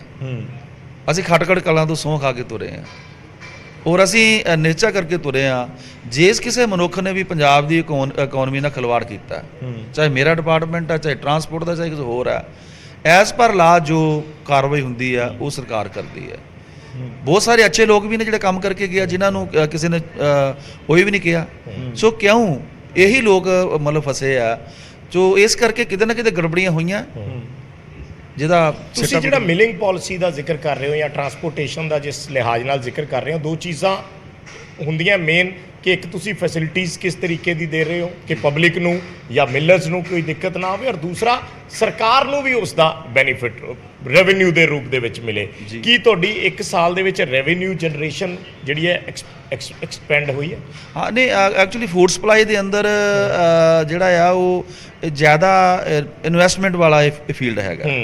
ਇਹ ਤੇ ਅਸੀਂ ਲੋਕਾਂ ਨੂੰ ਰਾਸ਼ਨ ਦੇਣਾ ਹੁੰਦਾ, ਮਤਲਬ ਹੋਰ ਕਈ ਤਰ੍ਹਾਂ ਦੀਆਂ ਯੋਜਨਾਵਾਂ ਨੇ, ਲੇਕਿਨ ਇਹਦੇ ਬਾਵਜੂਦ ਵੀ ਸਾਡੇ ਇੱਕ 45 ਚੌਲ ਨੇ, ਮਤਲਬ ਜਿਹੜੇ ਮਤਲਬ 1 ਕੁਆਂਟਲ ਚੌਲਾਂ ਦੇ ਵਿੱਚ 1 ਕਿਲੋ ਪੈਂਦੇ ਆ। ਉਹ ਪਹਿਲਾਂ ਹੁੰਦਾ ਸੀਗਾ ਵੀ ਆਪਣੇ ਖਾਸ ਬੰਦਿਆਂ ਨੂੰ ਦੇ ਦਿਓ ਉਹ ਕੰਮ, ਅਸੀਂ ਉਹਨੂੰ ਟੈਂਡਰ ਪ੍ਰਕਿਰਿਆ 'ਚ ਲੈ ਕੇ ਆਏ। 100 ਕਰੋੜ ਰੁਪਏ ਦਾ ਪੰਜਾਬ ਸਰਕਾਰ ਨੂੰ, ਸਾਡੇ ਵਿਭਾਗ ਨੂੰ ਦਾ ਲਾਭ ਹੋਇਆ, 100 ਕਰੋੜ ਰੁਪਏ ਦਾ। ਸੋ ਸਾਡਾ ਇਹ ਹੈਗਾ ਵੀ ਜਿੰਨੀ ਵੀ ਕੋਈ ਬਚਤ ਵਿਭਾਗ ਦੁਆਰਾ ਕਰਕੇ ਸਰਕਾਰ ਨੂੰ ਦਿੱਤੀ ਜਾਂਦੀ ਆ, ਠੀਕ ਹੈ, ਉਹ ਮੈਕਸਿਮਮ ਦੇਣ ਦਾ ਯਤਨ ਕਰ ਰਹੇ ਆ। ਅੱਛਾ, ਤੁਸੀਂ ਪੀਡੀਐਸ ਸਕੀਮ ਦਾ ਜ਼ਿਕਰ ਕੀਤਾ, ਪਬਲਿਕ ਡਿਸਟ੍ਰੀਬਿਊਸ਼ਨ ਸਕੀਮ, ਰਾਸ਼ਨ ਵੰਡ, ਬਹੁਤ ਖਬਰਾਂ ਪਿਛਲੇ ਦਿਨੀ ਗੌਰਵ ਆਪਾਂ ਅਸੀਂ ਕੀਤੀਆਂ ਨੇ। ਲੋਕਾਂ ਦੇ ਵਿੱਚ ਹਾਹਾਕਾਰ ਮੱਚੀ ਹੈ। ਕੋਈ ਕਹਿੰਦਾ ਸਾਨੂੰ ਸਾਡੇ ਕਾਰਡ ਕੱਟਤੇ ਜੀ, ਸਾਨੂੰ ਰਾਸ਼ਨ ਨਹੀਂ ਮਿਲ ਰਿਹਾ ਜੀ, ਲਾਈਨਾਂ ਲੱਗੀਆਂ ਡਿਪੂਆਂ ਤੇ। ਐਸੀਆਂ ਸਟੋਰੀਆਂ ਆਈਆਂ ਕਿ ਲੋਕ ਤੜਕੇ 3 ਵਜੇ ਤੋਂ ਲਾਈਨਾਂ ਦੇ ਵਿੱਚ ਲੱਗੇ, ਤੁਸੀਂ ਦੇਖੀਆਂ ਹੋਣਗੀਆਂ, ਅਸੀਂ ਨਿਊਜ਼ 18 ਤੇ ਦਿਖਾਈਆਂ ਬਹੁਤ। ਉਹ ਇੰਨਾ ਤਾਣਾ ਬਾਣਾ ਕਿਉਂ ਉਲਝ ਗਿਆ? ਨਹੀਂ, ਮੈਂ ਸਿਰਫ ਇਹਦੇ 'ਚ ਇਹੀ ਗੱਲ ਕਹਿਣੀ ਚਾਹੁੰਦਾ ਵੀ ਜਿਹੜਾ 2011 ਦੀ ਸੈਂਸਸ ਹੈ, 2011 ਦਾ ਜੀ, ਉਹਦੇ ਰਿਕਾਰਡਿੰਗ ਪੰਜਾਬ ਨੂੰ 1 ਕਰੋੜ 41 ਲੱਖ ਬੈਨੀਫਿਸ਼ਰ ਬਣਦੇ ਆ, ਠੀਕ ਹੈ, ਉਹ ਲੈ ਰਹੇ ਆ। ਅਸੀਂ ਇੱਕ ਸਾਡੇ ਤੇ ਦਬਾਅ ਸੀਗਾ ਵੀ ਪੰਜਾਬ ਦੇ ਅੰਦਰ ਬਹੁਤ ਸਾਰੇ ਲੋਕ ਨੇ ਜਿਹਨਾਂ ਨੂੰ ਲੋੜ ਨਹੀਂ, ਪਰ ਉਹ ਰਾਸ਼ਨ ਲੈ ਰਹੇ ਆ, ਉਹ ਲੈ ਰਿਹਾ ਰਾਸ਼ਨ। ਕਈ ਵਾਰ ਤੁਹਾਡੇ ਚੈਨਲਾਂ ਤੇ ਵੀ ਸੁਰਖੀਆਂ ਬਣਦੀਆਂ ਰਹੀਆਂ ਵੀ ਮਰਸੀਡੀਜ਼ ਦੇ ਵਿੱਚ ਬੰਦਾ ਕਣਕ ਲੈ ਕੇ ਜਾ ਰਿਹਾ ਹੈ ਨਾ, ਗੱਡੀਆਂ 'ਚ ਜਾ ਰਿਹਾ ਹੈ, ਉਹ ਖਬਰਾਂ ਸੱਚ ਵੀ ਸੀਗੀਆਂ ਹੈ ਨਾ, ਬਣਨੀਆਂ ਵੀ ਚਾਹੀਦੀਆਂ ਨੇ। ਸੋ ਇਸ ਕਰਕੇ ਉਹ ਵੀ ਇੱਕ ਸਾਡੇ ਸਾਹਮਣੇ ਸੀਗਾ। ਅਸੀਂ ਇੱਕ ਪੜਤਾਲ ਦਾ, ਵੈਰੀਫਿਕੇਸ਼ਨ ਦਾ ਕੰਮ ਸ਼ੁਰੂ ਕਰਾਇਆ ਜੀ। ਸੋ ਉਹ ਮਤਲਬ ਉਹਦੇ ਅੰਦਰ ਅਸੀਂ ਦੇਖ ਰਹੇ ਹਾਂ ਵੀ ਜਿਹੜੇ ਤਾਂ ਦੇਖੋ ਅਯੋਗ ਨੇ, ਉਹਨਾਂ ਦੀ ਸਾਨੂੰ ਚਿੰਤਾ ਨਹੀਂ, ਠੀਕ ਹੈ। ਜਿਹੜੇ ਲੋਕ ਖਾਂਦੇ ਪਿੰਦੇ ਆ, ਇਹ ਯੋਜਨਾ ਹੀ ਅਸਲ 'ਚ ਗਰੀਬ ਲੋਕਾਂ ਲਈ ਹੈ, ਆਰਥਿਕ। ਲੇਕਿਨ ਜੇ ਕਿਤੇ ਗਰੀਬ ਬੰਦੇ ਦਾ ਕੋਈ ਕਾਰਡ ਕੱਟਿਆ ਗਿਆ, ਕਿਸੇ ਮੁਲਾਜ਼ਮ ਨੇ, ਕਿਸੇ ਅਫੀਸਰ ਨੇ ਮੰਦ ਭਾਵਨਾ ਦੇ ਨਾਲ ਕਿਸੇ ਦਬਾਅ ਤਲੇ ਕੱਟਿਆ, ਤੇ ਮੈਂ ਪਹਿਲੋਂ ਵੀ ਕਿਹਾ ਤੇ ਮੈਂ ਅੱਜ ਵੀ ਤੁਹਾਡੇ ਇਸ ਚੈਨਲ ਦੇ ਮਾਧਿਅਮ ਨਾਲ ਹੀ ਉਹਨਾਂ ਲੋਕਾਂ ਨੂੰ ਕਹਿਣਾ ਚਾਹੁੰਦਾ ਵੀ ਅਸੀਂ ਇੱਕ ਵੀ ਜਿਹੜਾ ਕਾਰਡ ਨਹੀਂ ਕੱਟਣ ਦੇਵਾਂਗੇ, ਉਹਦੀ ਰਾਖੀ ਕਰਾਂਗੇ, ਉਹਨੂੰ ਕੰਸੀਡਰ ਕਰਾਂਗੇ। ਠੀਕ ਹੈ। ਮੈਂ ਇੱਕ ਪ੍ਰੋਕਿਉਰਮੈਂਟ ਦੇ ਨਾਲ ਜੁੜਿਆ ਸਵਾਲ ਹੋਰ ਪੁੱਛਣਾ ਹੈ। ਆਪਾਂ ਵੀ ਕਣਕ ਝੋਨੇ ਦੇ ਵਿੱਚ ਫਸੇ ਰਹਿ ਗਏ, ਆਪਣੀਆਂ ਗੱਲਾਂ 'ਚ ਵੀ ਡਾਈਵਰਸਿਫਿਕੇਸ਼ਨ ਨਹੀਂ ਹੋਈ। ਪੰਜਾਬ ਦਾ ਮੇਜਰ ਫੀਲਡ ਹੈ ਜੀ। ਨਹੀਂ, ਠੀਕ ਹੈ, ਪਰ ਡਾਈਵਰਸਿਫਿਕੇਸ਼ਨ ਦਾ ਜ਼ਿਕਰ ਹੁੰਦਾ। ਤੁਹਾਡੇ ਵਿਰੋਧੀ ਕਹਿੰਦੇ ਨੇ ਕਿ ਤੁਸੀਂ 7275 ਰੁਪਏ ਮੂੰਗੀ ਦੇ ਉੱਤੇ ਦੇਣ ਦਾ ਵਾਅਦਾ ਕੀਤਾ, ਪਰ ਜਿਹੜੀ ਪ੍ਰੋਕਿਉਰਮੈਂਟ ਹੈ ਮੂੰਗੀ ਦੀ ਉਹ ਬਹੁਤ ਲਿਮਟਿਡ ਹੋਈ 7275 ਦੇ ਉੱਤੇ। ਪਿਛਲੀ ਵਾਰ ਕਰੀਬ 400 ਕਰੋੜ ਦਾ ਬਜਟ ਰੱਖਿਆ ਗਿਆ ਸੀ। ਇਸ ਵਾਰ ਦੇ ਬਜਟ ਦੀ ਮੈਂ ਗੱਲ ਕਰਾਂ, ਸਿੱਧੀ ਬਜਾਈ ਔਰ ਮੂੰਗੀ ਦੋਵਾਂ ਦੀ ਮਿਲਾ ਕੇ ਕਰੀਬ 125 ਕਰੋੜ ਦਾ ਬਜਟ ਰੱਖਿਆ ਗਿਆ ਹੈ। ਕੀ ਪੋਸੀਬਲ ਹੋਏਗਾ ਕਿ ਜਿਹੜੇ ਇਸ ਵਾਰ ਮੂੰਗੀ ਲਗਾ ਰਹੇ ਨੇ ਜਾਂ ਲਗਾਉਣਗੇ ਤੇ ਉਹਨਾਂ ਨੂੰ MSP ਮਿਲੇ? ਦੇਖੋ ਪਹਿਲੀ ਗੱਲ ਤੇ ਇਹ ਹੈ ਵੀ ਡਿਵਰਸੀਫਿਕੇਸ਼ਨ ਦਾ ਬਹੁਤ ਵੱਡਾ ਇਸ ਵੇਲੇ ਪੰਜਾਬ ਨੂੰ ਲੋੜ ਹੈ। ਇਹ ਮਤਲਬ ਸਾਨੂੰ ਪੰਜਾਬ ਦੇ ਜਨਮਾਨਸ ਨੂੰ ਸਮਝਣ ਵਾਲਾ ਸਵਾਲ ਇਹ ਹੈਗਾ। ਜਿਹੜੀਆਂ ਚੁਣੌਤੀਆਂ ਨੇ ਪਾਣੀ ਦੀਆਂ, ਵਾਤਾਵਰਨ ਦੀ ਜਾਓ 'ਚ ਸਾਡੇ ਲਈ ਜ਼ਰੂਰੀ ਹੈ ਜੀ। ਔਰ ਅਸੀਂ ਕਿਹਾ ਸੀਗਾ ਵੀ ਜਿੱਥੇ ਜੇ 7200 ਤੋਂ ਘੱਟ ਵਿਕੇਗੀ ਕਿਸੇ ਦੀ, ਉਹ ਸਰਕਾਰ ਭਰਪਾਈ ਕਰੇਗੀ। ਉਹ ਅਸੀਂ ਕੀਤੀ ਵੀ ਹੈ, ਉਹ ਕੀਤੀ ਹੈ। 1000 ਰੁਪਏ ਦਾ ਸੀਗਾ, ਤੁਹਾਡੇ ਵਿਰੋਧੀ ਨਹੀਂ ਮੰਨਦੇ, ਉਹ ਕਹਿੰਦੇ ਨਹੀਂ ਹੋਈ। ਦੱਸੋ ਕਿੱਥੇ ਹੋਈ ਹੈ? ਕਹਿੰਦੇ ਕਿਤੇ 4200 ਰੁਪਏ ਵਿਕੀ, ਕਿਤੇ 4500 ਵਿਕੀ, ਕਿਤੇ 5000 ਵਿਕੀ, ਕਿਸਾਨਾਂ ਨੂੰ ਪੈਸੇ ਨਹੀਂ ਪਹੁੰਚੇ। ਤੁਸੀਂ 7200 ਦਾ ਵਾਅਦਾ ਕੀਤਾ ਸੀ। ਨਹੀਂ, ਅਸੀਂ ਇਹ ਗੱਲ ਕਹਿ ਰਹੇ ਹਾਂ ਵੀ ਜਿਹੜੀ ਸਾਡੀ ਕਮਿਟਮੈਂਟ ਸੀਗੀ ਜੋ ਵੀ ਅਸੀਂ ਪਾਣਾ, ਉਹ ਅਸੀਂ ਆਪਣਾ ਹਿੱਸਾ ਪਾਇਆ। ਮਾਨਯੋਗ ਮੁੱਖ ਮੰਤਰੀ ਜੀ ਨੇ ਅਸੈਂਬਲੀ ਦੇ ਅੰਦਰ ਵੀ ਇਹਦਾ ਸਵਾਲ ਦਾ ਜਵਾਬ ਦਿੰਦੇ ਆ ਇਹ ਗੱਲ ਕਹੀ ਸੀਗੀ। ਸੋ ਇੱਕ ਅਸੀਂ ਨਵੀਂ ਫੀਲਡ 'ਚ ਜਾ ਰਹੇ ਹਾਂ, ਕੋਈ ਚੁਣੌਤੀਆਂ ਤੇ ਰਹਿਣਗੀਆਂ। ਤੁਸੀਂ ਮਤਲਬ ਸਾਰਾ ਕੁਝ ਜੇ ਆਪਾਂ ਸੋਚੀਏ ਵੀ ਇੱਕ ਸੀਜ਼ਨ 'ਚ ਇੱਕ ਯਕਦਮ ਹੋ ਜਾਊਗਾ, ਸਾਡੀ ਨੀਅਤ ਸਾਫ਼ ਹੈ, ਸਾਡੀ ਕ੍ਰੈਡੀਬਿਲਿਟੀ ਕਰੀ ਇਸ ਵਾਰ ਮੂੰਗੀ ਅਸੀਂ ਉਹ 1000 ਰੁਪਏ ਦਾ ਵਾਅਦਾ ਪੂਰਾ ਕੀਤਾ। ਅਦਰਵਾਈਜ਼ ਵੀ ਆਉਣ ਵਾਲੇ ਸਮੇਂ 'ਚ ਸਰਕਾਰ ਦਾ ਬੜਾ ਇਹ ਮਜ਼ਬੂਤ ਸਮਝਦਾਰੀ ਹੈ, ਬੜੀ ਰੋਸ਼ਨ ਸਮਝਦਾਰੀ ਆ ਵੀ ਅਸੀਂ ਵਿਭਿੰਨਤਾ ਜਿਹੜੀ ਆ ਫਸਲਾਂ ਦੇ ਅੰਦਰ ਲਿਆਉਣੀ ਆ। ਇਹਦੇ ਲਈ ਸਰਕਾਰ ਦੀ ਜਿਹੜੀ ਭੂਮਿਕਾ ਜੀ, ਅਸੀਂ ਸੈਂਟਰ ਨੂੰ ਵੀ ਕਿਹਾ ਸੀਗਾ। ਨਹੀਂ, ਮੂੰਗੀ ਦੇ ਨਾਲ ਕੋਈ ਹੋਰ ਫਸਲ ਵੀ ਹੈ ਜਿਸ ਦੇ ਬਾਰੇ ਸੋਚ ਰਹੇ ਹੋ ਕਿ ਇਸ ਵਾਰ ਉਹਦੀ MSP ਦੇ ਦਿੱਤੀ ਜਾਵੇ? ਇੱਕ ਮੂੰਗੀ ਦਾ ਜ਼ਿਕਰ ਤੁਸੀਂ ਕਰ ਦਿੱਤਾ, ਮੈਂ ਇਨਫੈਕਟ ਗੰਨਾ ਕਿਸਾਨਾਂ ਦਾ ਵੀ ਜ਼ਿਕਰ ਕਰਨਾ ਚਾਹੁੰਦਾ। ਗੰਨਾ ਕਿਸਾਨ ਬੜੇ ਪਰੇਸ਼ਾਨ ਹੈ, ਕਹਿੰਦੇ ਤੁਸੀਂ ਕਹਿ ਦਿੰਦੇ ਹੋ ਪਰ ਗੰਨਾ ਮਿਲ ਬਕਾਇਆ ਸਾਡਾ ਦਿੰਦੀਆਂ ਨਹੀਂ, ਮਿਲ ਜਾਣਾ ਚਾਹੀਦਾ ਪੈਸਾ। ਕਹਿੰਦੇ 2-2 ਮਹੀਨੇ ਨਿਕਲ ਜਾਂਦੇ ਨੇ। ਇਨਫੈਕਟ ਜਿਹੜੇ ਤੁਸੀਂ ਗੁਰਦਾਸਪੁਰ ਵਾਲੇ ਪਾਸੇ ਤਾਂ ਪ੍ਰੋਟੈਸਟ ਬਹੁਤ ਹੋਏ, ਤੁਹਾਡਾ ਪੂਰਾ ਇਲਾਕਾ ਉਹ। ਜੀ ਨਹੀਂ, ਮੈਂ ਦੱਸ ਦਿੰਦਾ, ਖਾਸ ਕਰਕੇ ਤੁਸੀਂ ਗੰਨੇ ਦਾ ਜ਼ਿਕਰ ਕੀਤਾ।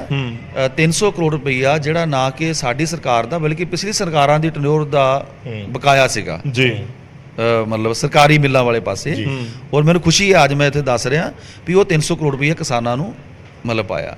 ਜਿਹੜੇ ਪ੍ਰਾਈਵੇਟ ਵੀ ਸੀਗਾ ਉਹ ਵੀ ਅਪਰੋਕਸੀਮੇਟਲੀ ਕਿਸਾਨਾਂ ਨੂੰ ਚਲਿਆ ਗਿਆ। ਔਰ ਇਹ ਸਰਕਾਰ ਦੇ 1 ਸਾਲ ਦੇ ਪੀਰੀਅਡ 'ਚ 20 ਰੁਪਏ ਗੰਨੇ ਦਾ ਰੇਟ ਵੀ ਵਧਿਆ।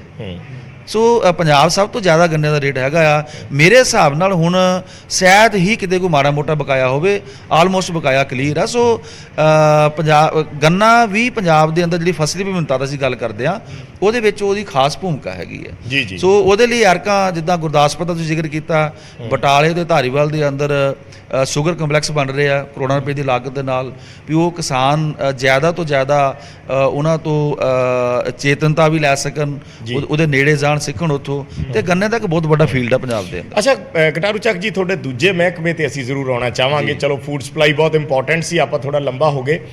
ਦੂਜਾ ਮਹਿਕਮਾ ਵੀ ਬਹੁਤ ਚਰਚਾ 'ਚ ਹੈ, ਜੰਗਲਾਤ। ਖਾਸ ਕਰਕੇ ਪਿਛਲੇ ਸਮੇਂ 'ਚ ਹੋਏ ਵੱਡੇ ਵਿਵਾਦਾਂ ਨੂੰ ਲੈ ਕੇ, ਵੱਡੇ ਘੁਟਾਲਿਆਂ ਨੂੰ ਲੈ ਕੇ ਉੱਡੇ ਚੈਲੰਜਸ ਵੱਧ ਜਾਂਦੇ ਆ ਜਦੋਂ ਨਵੀਂ ਜ਼ਿੰਮੇਵਾਰੀ ਆਉਂਦੀ ਹੈ। ਸੋ ਸਾਬਕਾ ਮੰਤਰੀ ਵੀ ਜੇਲ੍ਹ 'ਚ, ਸਾਬਕਾ ਮੰਤਰੀ ਵੀ ਜੇਲ੍ਹ 'ਚ, ਜੰਗਲਾਤ ਵਾਲੇ ਵੀ ਜੇਲ੍ਹ 'ਚ। ਸੋ ਮੇਰੀ ਪ੍ਰੋਬਲਮ ਹੈ, ਮੇਰੇ ਮਹਿਕਮੇ ਦੇ ਦੋਨੋਂ ਸਾਬਕਾ ਮੰਤਰੀ ਜੇਲ੍ਹ 'ਚ ਹੈ। ਦੋਨੋਂ ਮੈਂ ਉਹੀ ਕਹਿ ਰਿਹਾ ਕਿ ਜਿਹਨਾਂ ਨੂੰ ਮੈਂ ਪਹਿਲਾਂ ਫੂਡ ਐਂਡ ਸਪਲਾਈ ਦਾ ਜ਼ਿਕਰ ਕੀਤਾ ਉਹ ਵੀ ਜੇਲ੍ਹ 'ਚ ਹੈ। ਅੱਛਾ, ਜਿਹੜੇ ਜੰਗਲਾਤ ਵਿਭਾਗ ਸੀ ਉਹ ਜੰਗਲਾਤ ਵਾਲੇ ਕੇਸ ਦੇ ਵਿੱਚ ਨਹੀਂ ਅੰਦਰ, ਉਹ ਹੋਰ ਕੇਸ ਦੇ ਵਿੱਚ। ਨਹੀਂ, ਜੰਗਲਾਤ ਵਾਲੇ 'ਚ ਵੀ ਹੈਗੇ। ਹਾਂ, ਉਹ ਜ਼ਮਾਨਤ ਹੋ ਗਈ ਸੀ। ਅੱਛਾ ਕਟਾਰੂ ਚੱਕ ਜੀ, ਦੇਖੋ ਡਿਵੈਲਪਮੈਂਟ ਇੱਕ ਪ੍ਰੋਸੈਸ ਹੈ, ਉਹ ਚੱਲਦੀ ਰਹਿਣੀ ਚਾਹੀਦੀ ਹੈ, ਉਹਦੇ ਤੋਂ ਕੋਈ ਮੁਨਕਰ ਵੀ ਨਹੀਂ ਹੋ ਸਕਦਾ, ਉਹ ਕਰਨੀ ਪੈਂਦੀ ਹੈ। ਪਰ ਜੇ ਡਿਵੈਲਪਮੈਂਟ ਉਸ এনवायरमेंट ਨੂੰ ਨੁਕਸਾਨ ਕਰਦੀ ਹੈ ਜੋ ਲੋਕਾਂ ਦੇ ਲਈ ਹੈਲਦੀ এনवायरमेंट ਹੈ, ਤਾਂ ਉੱਥੇ ਫਿਰ ਜ਼ਿੰਮੇਵਾਰੀ ਬਣ ਜਾਂਦੀ ਹੈ ਸਰਕਾਰ ਦੀ ਕਿ ਤੁਸੀਂ ਉਹਨੂੰ ਕੰਪਨਸੇਟ ਕਿਵੇਂ ਕਰੋਗੇ। ਬਹੁਤ ਸੜਕਾਂ ਬਣ ਰਹੀਆਂ, ਜੰਗਲਾਤ ਵਿਭਾਗ ਦੇ ਦਰਖਤ ਕੱਟੇ ਗਏ, ਉਹਨੂੰ ਲੈ ਕੇ ਸਰਕਾਰ ਦੀ ਮਤਲਬ ਕਿਵੇਂ ਤੁਸੀਂ 1 ਸਾਲ ਦੇ ਵਿੱਚ ਕੀ ਅਚੀਵ ਕੀਤਾ ਹੈ? ਦੇਖੋ, ਜੰਗਲਾਤ ਬਹੁਤ ਇੰਪੋਰਟੈਂਟ ਮਤਲਬ ਖੇਤਰ ਹੈ ਜੀ। ਇੱਕ ਸਾਇੰਟੀਫਿਕ ਆਧਾਰ ਤੇ ਮਨੁੱਖੀ ਜੀਵਨ ਨੂੰ 33% ਜੰਗਲਾਤ ਦੀ ਲੋੜ ਹੈ। ਤੁਸੀਂ ਸਵੱਛ ਹਵਾ ਜੇ ਲੈਣੀ ਹੈ, ਤੁਸੀਂ ਪੂਰੇ ਤਰ੍ਹਾਂ ਜੇ ਤੁਸੀਂ ਇੱਕ ਮਨੁੱਖੀ ਭਾਵ ਨੂੰ ਜਿਉਣਾ ਜੀ, ਜਿਹਦੇ ਵਿੱਚ ਆਕਸੀਜਨ ਵੀ ਆ, ਜਿਹਦੇ 'ਚ ਸਾਰਾ ਕੁਝ ਆ ਜਾਂਦਾ, ਤਾਂ 33% ਜੰਗਲ ਚਾਹੀਦਾ ਆ ਤੁਹਾਨੂੰ, ਜਿਹੜਾ ਇੱਕ ਸਾਇੰਟੀਫਿਕ ਬੇਸ ਬਣਿਆ ਹੋਇਆ। ਬਿਲਕੁਲ। ਪਰ ਕਿਉਂਕਿ ਪੰਜਾਬ ਖੇਤੀਬਾੜੀ ਪ੍ਰਧਾਨ ਸਟੇਟ ਹੈਗੀ ਆ, ਇੱਥੇ 3.67% ਜੰਗਲ ਹੈਗਾ। ਠੀਕ ਹੈ। 3% ਪ੍ਰਾਈਵੇਟ ਹੈ। ਸੋ ਟੋਟਲ 6.67% ਜਿਹੜਾ ਜੰਗਲ ਹੈਗਾ ਆ। ਮੈਂ ਇਹ ਮਹਿਸੂਸ ਕਰਦਾ ਵੀ ਕਿਉਂਕਿ ਅਸੀਂ ਕਰੋਨਾ ਕਾਲ 'ਚ ਬਹੁਤ ਨੇੜਿਓਂ ਦੇਖਿਆ, ਸਾਡੇ ਸਭ ਦੀ ਜ਼ਿੰਦਗੀ 'ਚ ਐਪੀਸੋਡ ਵਾਪਰਿਆ। ਆਕਸੀਜਨ ਤੋਂ ਬਿਨਾਂ ਲੋਕਾਂ ਨੂੰ ਆਪਣੀਆਂ ਅੱਖਾਂ ਦੇ ਸਾਹਮਣੇ ਸੰਸਾਰ ਤੋਂ ਅਲਵਿਦਾ ਹੁੰਦੇ ਦੇਖਿਆ। ਬਿਲਕੁਲ ਠੀਕ ਹੈ। ਸੋ ਇਸ ਕਰਕੇ ਇੱਕ ਇਕੱਲਾ ਡਿਪਾਰਟਮੈਂਟ ਹੀ ਨਹੀਂ, ਇਕੱਲੀ ਮੇਰੀ ਨਹੀਂ, ਮੈਂ ਪੰਜਾਬ ਦੇ ਟੋਟਲ ਲੋਕਾਂ ਨੂੰ ਅਪੀਲ ਕਰਦਾ, ਜੰਗਲਾਤ ਨੂੰ ਅਡਾਪਟ ਕਰੋ। ਸਾਡੇ ਗੁਰੂਆਂ ਨੇ ਵੀ ਪਾਣੀ ਨੂੰ ਧਰਤੀ ਨੂੰ ਕਿੱਡਾ ਵੱਡਾ ਮਤਲਬ ਨਾਂ ਦਿੱਤਾ। ਸ਼ਿਵ ਕੁਮਾਰ ਬਟਾਲਵੀ ਕਿਵੇਂ ਲਿਖਦਾ ਮਤਲਬ ਬੂਟਿਆਂ ਬਾਰੇ। ਸੋ ਉਹਦੇ ਲਈ ਅਸੀਂ ਜੋ ਕਰ ਰਹੇ ਹਾਂ ਵੀ 3 ਯੋਜਨਾਵਾਂ ਨੇ ਵਿਭਾਗ ਵੱਲੋਂ। ਇੱਕ ਕੈਂਪਾ ਯੋਜਨਾ, ਇੱਕ ਸਾਡੀ ਨੈਸ਼ਨਲ ਗ੍ਰੀਨ ਮਿਸ਼ਨ ਹੈਗਾ, ਇੱਕ ਪੰਜਾਬ ਗ੍ਰੀਨ ਮਿਸ਼ਨ ਹੈ।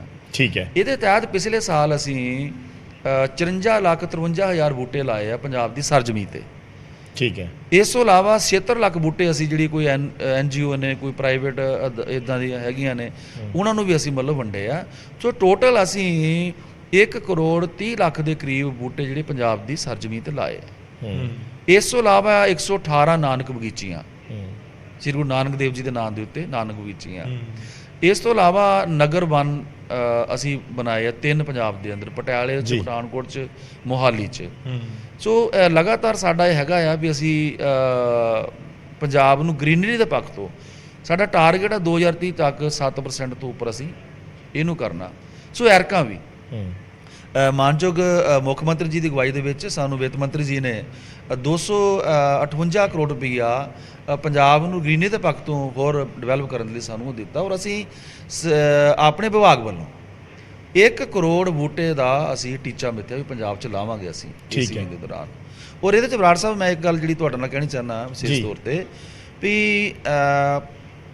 ਪ੍ਰਾਈਵੇਟ ਜਿਹੜੀਆਂ ਨੇ ਨਰਸਰੀਆਂ ਉਹਨਾਂ ਤੋਂ ਲੈ ਜਾਂਦੇ ਸੀਗੇ ਬੂਟੇ। ਠੀਕ ਹੈ। ਪਹਿਲੋਂ ਔਰ ਗੜਬੜੀ ਉਹ ਤੋਂ ਸ਼ੁਰੂ ਹੁੰਦੀ ਹੈ। ਠੀਕ ਹੈ। ਉਹਦੇ ਵਿੱਚ ਫਿਰ ਮੰਤਰੀ ਦੇ ਕਿੰਨੇ ਪੈਸੇ ਆ, ਉਹਦੇ ਪਰ ਬੂਟਾ ਅਫਸਰ ਦੇ ਕਿੰਨੇ ਲਾਉਣ ਤੋਂ ਲੈ ਕੇ ਪੇੜ ਵੱਢਣ, ਬੂਟਾ ਲਾਉਣ ਤੋਂ ਲੈ ਕੇ ਵੱਢਣ ਤੱਕ, ਲਾਉਣ ਤੋਂ ਲੈ ਕੇ ਵੱਢਣ ਤੱਕ। ਸੋ ਇਹ ਬੜਾ ਦੁਖਦਾਇਕ। ਕਿੰਨੇ ਕੁ ਹੁੰਦੇ ਆ? ਚਲੋ ਕੋਈ ਪਿਛਲੇ ਸਮੇਂ ਦੇ ਵਿੱਚ ਤੁਹਾਡੇ ਧਿਆਨ ਚ ਆਇਆ ਹੋਵੇ ਵੀ ਜੇ ਅਸੀਂ ਤੇ ਮੋਟਾ ਸੁਣਦੇ ਆ ਕਿ ਫਲਾਨਾ ਬੰਦਾ ਇੰਨੇ ਪੈਸੇ ਖਾ ਗਿਆ, ਜੇ ਕਰਪਸ਼ਨ ਹੁੰਦੀ ਹੈ ਤਾਂ ਕਿਸ ਲੈਵਲ ਤੇ ਹੁੰਦੀ ਹੈ? ਪਰ ਨਹੀਂ, ਚਲੋ ਮੈਂ ਤਾਂ ਦੇਖੋ ਬਦਕਿਸਮਤੀ ਦੀ ਗੱਲ ਆ, ਇੱਥੇ ਬਦਲੀਆਂ 'ਚ ਕਰਪਸ਼ਨ ਲਈ ਜਾਂਦੀ ਹੈ, ਬਦਲੀਆਂ 'ਚ ਪੈਸੇ ਲੈ ਜਾਂਦੇ ਆ। ਤੁਸੀਂ ਆਪ ਹੀ ਕਹਿ ਦਿੱਤਾ ਬੂਟੇ ਲਾਉਣ ਤੋਂ ਲੈ ਕੇ ਵੱਢਣ ਤੱਕ ਜਿਹੜਾ ਹੈ ਨਾ ਉਹ ਤੈਅ ਨੇ, ਉਹ ਸਲੈਬਾਂ ਬਣੀਆਂ ਹੋਈਆਂ ਨੇ। ਸੋ ਚਲੋ ਇਹ ਦੁਖਦਾਇਕ ਵਰਤਾਰਾ, ਮੈਂ ਇਹਨੂੰ ਨਹੀਂ ਛੇੜਦਾ। ਮਤਲਬ ਅਸੀਂ ਇੱਕ ਵੀ ਬੂਟਾ ਪ੍ਰਾਈਵੇਟ ਨਰਸਰੀ ਕੋਲ ਨਹੀਂ ਲਿਆ, ਨਹੀਂ ਲੈ ਰਹੇ। ਠੀਕ, ਬੀਤੇ ਬਰੇ 'ਚ ਜਿੰਨੇ ਵੀ ਬੂਟੇ ਆ ਅਸੀਂ ਆਪ ਦੀਆਂ ਨਰਸਰੀਆਂ 'ਚ ਪੈਦਾ ਕੀਤੇ। ਠੀਕ ਹੈ। ਮਜ਼ਦੂਰਾਂ ਨੂੰ ਕੰਮ ਦਿੱਤਾ, ਉਹਨਾਂ ਦੀਆਂ ਸੇਵਾਵਾਂ 'ਚ ਸੁਧਾਰ ਕਰ ਰਹੇ ਹਾਂ। ਸੋ ਆਉਣ ਵਾਲੇ ਸਮੇਂ 'ਚ ਵੀ ਅਸੀਂ ਪੂਰੀ ਤਿਆਰੀ ਕਰ ਰਹੇ ਹਾਂ ਵੀ ਇੱਕ ਵੀ ਬੂਟਾ ਅਸੀਂ ਪ੍ਰਾਈਵੇਟ ਨਰਸਰੀਆਂ ਕੋਲ ਨਹੀਂ ਲੈਣਾ। ਤੁਸੀਂ ਨਰਸਰੀਆਂ ਦਾ ਜ਼ਿਕਰ ਕਰ ਰਹੇ ਸੀ, ਸਾਨੂੰ ਕਿਸੇ ਨੇ ਫੋਨ ਕੀਤਾ ਇੱਕ ਦਿਨ ਕਿ ਜੇ ਕਟਾਰੂ ਚੱਕ ਜੀ ਮਿਲਣ ਤੇ ਇੱਕ ਸਵਾਲ ਜ਼ਰੂਰ ਸਾਡਾ ਚੱਕਿਓ। ਜਿਹੜੇ EMPLOYEES ਨੇ ਉੱਥੇ ਕੰਮ ਕਰਦੇ, ਕਹਿੰਦੇ ਮੇਲ EMPLOYEES ਲਈ ਬਹੁਤ ਫੈਸਿਲਿਟੀਜ਼ ਨੇ, ਫੀਮੇਲਸ ਨੂੰ ਕੁਝ ਦਿੱਕਤਾਂ ਆ ਰਹੀਆਂ ਸੀ। ਕੋਈ ਤੁਹਾਡੇ ਧਿਆਨ 'ਚ ਆਇਆ ਐਸੇ ਮੈਟਰ? ਹਾਂ, ਖਾਸ ਕਰਕੇ ਜਿਹੜੀ ਨਰਸਰੀ ਆ ਉਹਦੇ ਅੰਦਰ ਸਾਡੀਆਂ ਬੀਬੀਆਂ ਵੀ ਕੰਮ ਕਰਦੀਆਂ ਨੇ, ਡੇਲੀ ਬੇਸ ਤੇ ਕੰਮ ਕਰਦੀਆਂ ਨੇ, ਮਤਲਬ ਇਦਾਂ ਹੈ ਨਾ। ਉਹ 'ਚ ਟਾਇਲਟ ਦੀ ਵਿਵਸਥਾ ਨੇ। ਸੋ ਅਸੀਂ 100 ਨਰਸਰੀ ਪੰਜਾਬ ਦੀ ਉਹਦੇ ਅੰਦਰ ਸਾਰੀਆਂ 'ਚ ਇਸ ਵਾਰ ਟਾਇਲਟ ਦੀ ਵਿਵਸਥਾ ਕਰ ਰਹੇ ਹਾਂ, ਨਾ ਕੇਵਲ ਔਰਤਾਂ ਲਈ ਬਲਕਿ ਸਭ ਲਈ। ਸੋ ਇਹ ਉਹਨਾਂ ਦੇ ਜ਼ਖਮ ਨੇ। ਇੱਕ ਔਰਤ ਨੂੰ ਇਹ ਉਹਦਾ ਸਵੈਮਨ ਕਿੱਦਾਂ ਮਰਦਾ ਆ, ਇਹ ਘੱਟੋ ਘੱਟ ਮੈਂ ਸਮਝਦਾ ਵੀ 75 ਸਾਲਾਂ 'ਚ ਜੇ ਅਸੀਂ ਜੰਗਲਾਂ ਦੀ ਗੱਲ ਕਰਦੇ ਹਾਂ, ਬੂਟਿਆਂ ਦੀ ਗੱਲ ਕਰਦੇ ਆ, ਹਵਾ ਪਾਣੀ ਦੀ ਗੱਲ ਕਰਦੇ ਆ, ਇਹ ਫੈਸਿਲਿਟੀਜ਼ ਨਹੀਂ ਦੇ ਸਕਦੇ। ਵਿਚਰਨ ਵਾਲੇ ਜਿਹੜੇ ਮਨੁੱਖ ਨੇ ਤੇ ਮਨੁੱਖਾਂ ਤੋਂ ਇਲਾਵਾ ਜਿਹੜੇ ਜਾਨਵਰ ਨੇ ਉਹਨਾਂ ਦੀ ਵੀ ਰਾਖੀ ਅਸੀਂ ਕਰਨੀ ਹੈ। ਸੋ ਅਸੀਂ 100 ਨਰਸਰੀ ਦੇ ਵਿੱਚ ਟਾਇਲਟ ਬਣਾ ਰਹੇ ਹਾਂ। ਠੀਕ ਹੈ। ਮੇਰਾ ਇੱਕ ਸਵਾਲ ਹੈ, ਕਿਉਂਕਿ ਮੱਤੇਵਾੜਾ ਦੇ ਨਾਲ ਇੱਕ ਵੱਡੀ ਇੰਡਸਟਰੀ ਲੱਗਣੀ ਸੀ, ਟੈਕਸਟਾਈਲ ਇੰਡਸਟਰੀ, ਕਹਿੰਦੇ 1000 ਕਰੋੜ ਤੋਂ ਉੱਤੇ ਉਸ ਦੇ ਵਿੱਚ ਇਨਵੈਸਟਮੈਂਟ ਹੋਣੀ ਸੀ। ਉਹ এনवायरमेंट ਇੱਕ ਵੱਡੀ ਵਜ੍ਹਾ, ਉੱਥੇ ਪ੍ਰੋਟੈਸਟ ਹੋਏ, ਇੱਕ ਵੱਡੀ ਵਜ੍ਹਾ ਉੱਥੇ ਨਹੀਂ ਲੱਗ ਰਹੀ। এনवायरमेंट ਧਿਆਨ ਦੇ ਵਿੱਚ ਰੱਖਣਾ ਹੈ, ਪਰ ਜੇ ਇਸ ਤਰੀਕੇ ਨਾਲ ਇੰਡਸਟਰੀ ਨਹੀਂ ਆਏਗੀ ਤਾਂ ਉਹ ਵੀ ਦਿੱਕਤ ਹੈ ਜੀ। ਕਿਵੇਂ ਤੁਸੀਂ ਉਸ ਨੂੰ ਦੇਖਦੇ ਹੋ ਕਿ ਬੈਲੈਂਸ ਕਿਵੇਂ ਬਣਾਓਗੇ? ਬੈਲੈਂਸ ਕਿਵੇਂ ਹੋਵੇ, ਨਾ ਤਾਂ ਸਾਡਾ ਝਗੜਦਾ ਖਰਾਬ ਹੋਵੇ ਜੀ ਤੇ ਸਾਡੇ ਕੋਲ ਇੰਡਸਟਰੀ ਵੀ ਹੋਵੇ, ਰੋਜ਼ਗਾਰ ਵੀ ਆਉਂਦੀ ਰਹੇ। ਇਹਦੇ 'ਚ ਮੈਂ 3 ਗੱਲਾਂ ਕਹਿਣੀਆਂ ਚਾਹੁੰਦਾ। ਇੱਕ ਤਾਂ ਪਹਿਲੀ ਗੱਲ ਤਾਂ ਵੀ ਮੱਤੇਵਾੜਾ ਸਾਡੀ ਹਿਸਟਰੀ ਹੈ, ਸਾਡੇ ਸਭ ਦੇ ਇਮੋਸ਼ਨ ਉਹਦੇ ਨਾਲ ਜੁੜੇ ਆ। ਬਿਲਕੁਲ। ਉਹ CM ਸਾਹਿਬ ਨੇ ਬੜਾ ਹਿਸਟੋਰੀਕਲ ਫੈਸਲਾ ਕੀਤਾ, ਅਸੀਂ ਅੱਜ ਵੀ ਐਪਰੀਸ਼ੀਏਟ ਕਰਦੇ ਹਾਂ। ਦੈਨ ਇਹ ਹੈ ਵੀ ਇੰਡਸਟਰੀ ਲਾਜ਼ਮੀ ਹੈ, ਆਪਣੀ ਗਰੋਥ ਉੱਤੇ ਰੁਕੀ ਹੈ। ਪਿਛਲੇ ਸਮੇਂ ਦੇ ਦੌਰਾਨ ਬਹੁਤ ਸਾਰੀ ਇੰਡਸਟਰੀ, ਮੈਂ ਪਠਾਨਕੋਟ ਨਾਲ ਸੰਬੰਧਿਤ ਹਾਂ, ਸਾਡੇ ਲਾਗੇ JNK 'ਚ ਕਠੂਏ ਦੇ ਅੰਦਰ ਸਾਰੀ ਸ਼ਿਫਟ ਕਰ ਗਈ, ਹਿਮਾਚਲ 'ਚ ਚਲੇ ਗਈ, ਇੱਧਰ ਬੱਦੀ ਵਗੈਰਾ ਤੁਸੀਂ ਦੇਖਦੇ ਹੋ ਜੀ। ਸੋ ਉਹਦੇ ਲਈ ਮੁੱਖ ਮੰਤਰੀ ਸਾਹਿਬ ਬਹੁਤ ਸੰਜੀਦਗੀ ਦੇ ਨਾਲ ਬੜੇ ਫਾਸਟ ਤੇ ਵਰਕ ਕਰ ਰਿਹਾ। ਤੁਸੀਂ ਦੇਖਿਆ ਪਿਛਲੇ ਦਿਨਾਂ 'ਚ ਈਵੈਂਟ ਹੋਇਆ ਇੰਡਸਟਰੀ ਨੂੰ ਲੈ ਕੇ ਵੱਡਾ, ਤਾਂ ਉਹ ਤਾਂ ਆਉਣੀ ਹੈ ਪੰਜਾਬ ਦੇ ਅੰਦਰ। ਠੀਕ ਹੈ। ਤੀਸਰੀ ਗੱਲ ਹੈ ਵੀ ਜਿਹੜਾ ਵਾਤਾਵਰਨ ਨੂੰ, ਕਲਾਈਮੇਟ ਨੂੰ ਸਾਡਾ ਠੇਸ ਪਹੁੰਚਣੀ ਹੈ, ਨੁਕਸਾਨ ਹੋਣਾ, ਉਹਦਾ ਸਬਸਟੀਟਿਊਟ ਕੀ ਹੋਵੇ? ਉਹਦਾ ਫਿਰ ਬਦਲ ਇਹੀ ਆ ਕਿ ਪੰਜਾਬ ਨੂੰ ਜਿਹੜਾ ਜਿਹਨੂੰ ਆਪਾਂ ਕਹਿੰਦੇ ਹਾਂ, ਇੱਕ ਤਾਂ ਗ੍ਰੀਨਰੀ ਦੇ ਪੱਖ ਤੋਂ ਜ਼ਿਆਦਾ ਬੂਟੇ ਲੱਗਣ। ਮੈਂ ਇਹਦੇ 'ਚ ਇੱਕ ਟੈਂਸ਼ਨਲੀ ਇੱਕ ਗੱਲ ਕਹਿਣਾ ਹੁਣ ਆਪਣੇ ਅਧਿਕਾਰੀਆਂ ਨੂੰ, ਜੀ। ਕਰਮਚਾਰੀਆਂ ਨੂੰ, ਬੂਟੇ ਲਾਣਾ ਸਾਡਾ ਪਰਪਸ ਨਹੀਂ। ਤੇ ਆਪਦੀਆਂ ਕੱਲ ਨੂੰ ਸੁਰਖੀਆਂ ਲੱਗ ਜਾਣ ਵੀ ਮੰਤਰੀ ਆਇਆ, ਅਫਸਰ ਆਏ ਜੀ, ਆ 300 ਬੂਟਾ ਲਾ ਕੇ ਜੀ, ਲਾ ਕੇ ਬਚਦਾ ਪਾਲੂਗਾ ਕੌਣ, ਰੱਖ ਰਖਾਵ ਕੌਣ ਕਰੂਗਾ? ਤਾਂ ਉਹਦੇ 'ਚ ਚੇਤਨ ਤੌਰ ਤੇ ਅਸੀਂ ਕਿਹਾ ਵੀ ਜਿੱਥੇ ਸਰਕਾਰੀ ਸਾਡੇ ਇੰਸਟੀਚਿਊਟ ਨੇ, ਕਿਉਂਕਿ ਆਲਮੋਸਟ ਉਹਨਾਂ ਦੀ ਬਾਉਂਡਰੀ ਹੁੰਦੀ ਹੈ, ਚਾਹੇ ਉਹ ਪਿੰਡਾਂ ਦੀਆਂ ਡਿਸਪੈਂਸਰੀਆਂ ਨੇ, ਸਕੂਲ ਨੇ, ਚਾਹੇ ਸਾਡੇ ਵਾਟਰ ਸਪਲਾਈ ਨੇ, ਹਸਪੀਟਲ ਨੇ, ਤੇ ਇੰਟੈਂਸ਼ਨਲੀ ਤੁਸੀਂ ਜ਼ਿਆਦਾ ਮਤਲਬ ਉੱਥੇ ਲਾਓ। ਦੂਸਰਾ ਇਹਦੇ ਵਿੱਚ ਅਸੀਂ ਪਿੰਡਾਂ ਦੇ ਕਿਸਾਨਾਂ ਨੂੰ ਜੀ, ਉਹਨਾਂ ਨੂੰ ਅਸੀਂ ਕਿਹਾ ਸੀਗਾ ਵੀ ਅਸੀਂ ਤੁਹਾਨੂੰ ਬੂਟੇ ਦਿੰਦੇ ਹਾਂ ਜਿੱਦਾਂ ਤੁਸੀਂ ਅਸੀਂ ਬੰਬੀਆਂ ਦੇ ਆਲੇ ਦੁਆਲੇ ਤੁਸੀਂ ਮਤਲਬ ਦੇਖਿਆ ਪਹਿਲਾਂ ਬੂਟੇ ਹੁੰਦੇ ਸੀ, ਪੂਰੀ ਛਾਂ 'ਚ ਹੁੰਦਾ ਸੀ ਚਬੱਚਾ, ਹਾਂ, ਬੰਬੀ ਦਾ ਚਬੱਚਾ ਹੋਣਾ, ਉੱਥੇ ਨਹਾਣਾ, ਜਾ ਕੇ ਬੂਟੇ ਥੱਲੇ ਬਹਿ ਜਾਣਾ। ਤਾਂ ਅਸੀਂ ਉਹਨਾਂ ਨੂੰ ਐਰਕਾ ਬੂਟੇ ਪ੍ਰੋਵਾਈਡ ਕਰਾਏ ਆ ਵੀ ਉਹ ਬੂਟੇ ਲਾਉਣ, 3 ਸਾਲ ਤੱਕ ਅਸੀਂ ਪਾਲ ਕੇ ਦੇਵਾਂਗੇ, ਕੋਈ ਪੈਸਾ ਨਹੀਂ ਲੈਣਾ ਉਹਨਾਂ ਕੋਲ, ਠੀਕ ਹੈ। ਉਸ ਤੋਂ ਬਾਅਦ ਉਹ ਉਹਦੀ ਕੇਅਰ ਬੈਨੀਫਿਟ ਵੀ ਲੈਣਗੇ, ਕੇਅਰ ਵੀ ਕਰਨਗੇ। ਤਾਂ ਇਹਦੇ ਉੱਤੇ ਅਸੀਂ ਮਤਲਬ ਲਗਾਤਾਰ ਲੱਗੇ ਹਾਂ। ਇੱਕ ਜਿਹੜਾ ਇਹ ਹੋਰ ਮੈਂ ਗੱਲ ਕਹਿਣੀ ਚਾਹੁੰਦਾ ਇਹਦੇ ਅੰਦਰ ਵੀ ਜਿਹੜਾ ਜੰਗਲੀ ਜੀਵ ਨੇ ਇਹ ਬਹੁਤ ਇੰਪੋਰਟੈਂਟ ਨੇ ਮਤਲਬ ਸਾਡੇ ਲਈ। ਇੱਕ ਦੁਨੀਆ ਪੱਧਰ ਦੀ ਇੱਕ ਹੈਗੀ ਆ ਜਿਹੜੀ ਆਰਗੇਨਾਈਜੇਸ਼ਨ UNEP, ਉਹ ਉਹਨਾਂ ਦੀ ਇੱਕ ਗਾਈਡਲਾਈਨ ਹੈ ਦੁਨੀਆ ਪੱਧਰ ਤੇ, ਠੀਕ ਹੈ। ਉਹਨਾਂ ਨੇ ਕਿਹਾ ਵੀ ਹਰ ਰੰਗ ਦਾ ਬੂਟਾ ਪਾਲੋ, ਠੀਕ ਹੈ, ਤੇ ਹਰ ਰੰਗ ਦੇ ਜਾਨਵਰ ਨੂੰ ਪ੍ਰਮੋਟ ਕਰੋ, ਉਹਦੀ ਸੁਰੱਖਿਆ ਕਰੋ।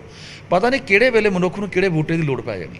ਬਿਲਕੁਲ, ਉਦਾਹਰਨ ਦੇ ਤੌਰ ਤੇ ਸਾਡਾ ਹੁਸ਼ਿਆਰਪੁਰ ਨੂੰ ਅੰਬੀਆਂ ਦਾ ਜ਼ਿਲ੍ਹਾ ਕਿਹਾ ਜਾਂਦਾ, ਉੱਥੇ ਦੇਸੀ ਅੰਬ ਹੁੰਦੇ ਸੀਗੇ, ਮੇਰੇ ਪਠਾਨਕੋਟ 'ਚ ਵੀ ਹੁੰਦੇ ਸੀਗੇ, ਅੱਜ ਉਹ ਲੋਪ ਹੋ ਰਹੇ ਆ। ਸੋ ਅਸੀਂ ਉਸ ਪਾਸੇ ਵੀ ਲੱਗੇ ਆ ਮਤਲਬ, ਤੇ ਨਾਲ ਦੀ ਨਾਲ ਜਿੱਦਾਂ ਮੈਂ ਕਹਿ ਸਕਦਾ ਵੀ ਜੰਗਲੀ ਜਾਨਵਰਾਂ ਦੀ ਗੱਲ ਕੀਤੀ, ਪਸ਼ੂ ਪੰਛੀ ਕਿੰਨੇ ਅਲੋਪ ਹੋ ਗਏ। ਹਾਂ, ਤੁਹਾਡੇ ਲਾਗੇ ਬਰਾੜ ਜੀ, ਤੁਸੀਂ ਕਦੀ ਜਾਇਓ ਜਾਂ ਗਏ ਹੋਵੋਗੇ ਸਤਵੀੜ ਦੇ ਅੰਦਰ? ਜੀ ਜੀ, ਜ਼ਰੂਰ ਜਾਇਓ, ਗਏ ਹਾਂ, ਗਏ।